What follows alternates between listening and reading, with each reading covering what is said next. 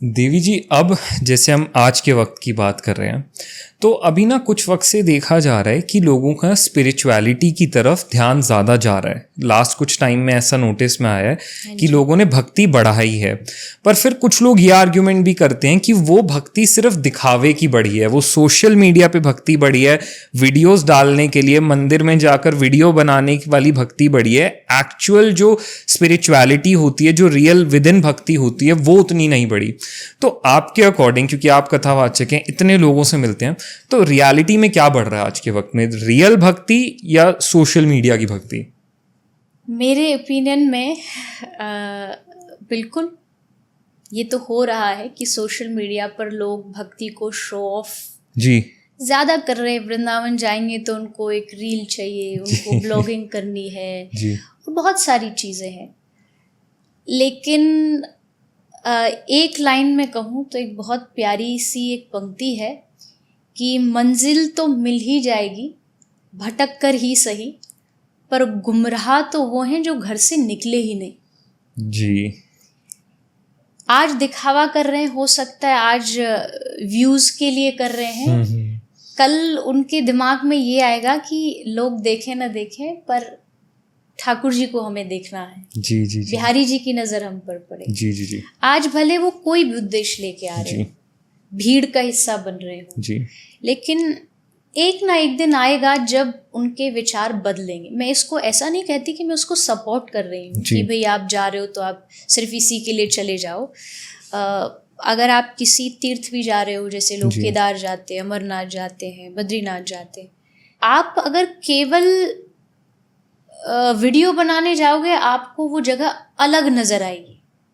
जो लोग सिर्फ वृंदावन में वीडियोस बनाने के लिए आते हैं उनको वृंदावन और नज़र आता है जी, और जो ठाकुर जी को पाने आते हैं उनको कुछ और ही नज़र आता है जी, क्योंकि आपके नज़रिए और आपके जो इंटेंशंस हैं उससे उस जगह का भाव बदल जाता है जी। तो अगर आप रियल में अगर देखना चाहते हो अध्यात्म को तो आपको ये भावना छोड़नी होगी, तो आप अध्यात्म को समझ भी पाओगे, भक्ति क्या होती है उसको भी समझ पाओगे। उसके अलावा अगर आप केवल बाहरी दिखावे के लिए करोगे तो आपको बाहरी दिखावे से व्यूज़ तो मिलेंगे, लेकिन जो आप पाना चाहते हो वो नहीं पा सकते। पर मैं फिर भी उसको गलत नहीं कहूँगी।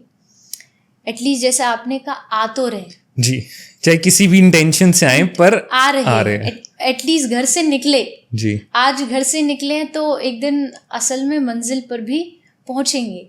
भले दिखावे के लिए हम दुनिया में बहुत सारी चीज़ें करते हैं, ये सारी दुनिया ही दिखावे से चलती है जी। हर एक आदमी अच्छे कपड़े इसलिए पहनता है क्योंकि सामने वाला देखे, हाँ मैं अच्छा हूँ, वेल। लेकिन भक्ति दिखावे के लिए नहीं, पर अगर शुरुआत दिखावे से भी कर रहे हो ना, एक दिन बदलोगे, ये पक्का है।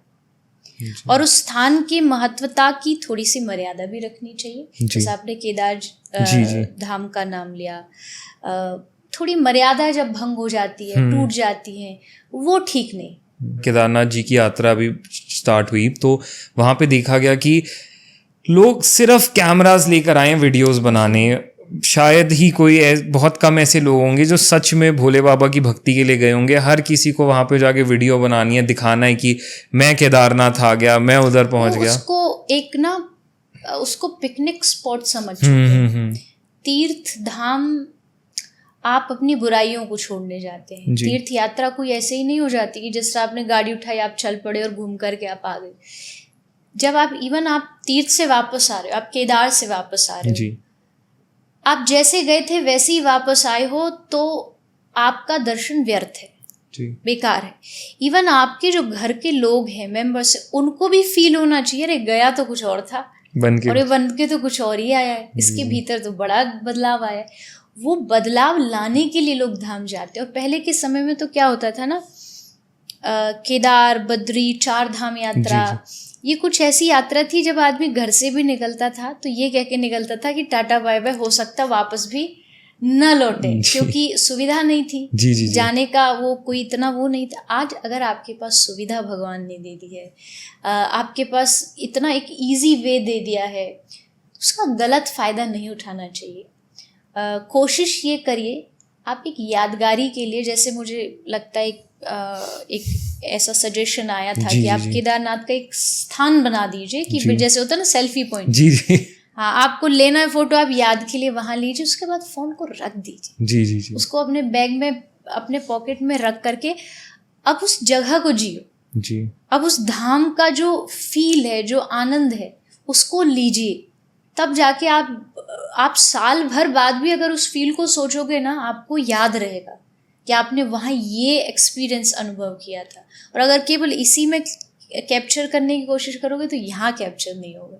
यहाँ कैप्चर करना है, दिल में करना है, तो थोड़ा सा ये सब से थोड़ा अलग हटके करोगे तो ज़्यादा आनंद आएगा। बिल्कुल।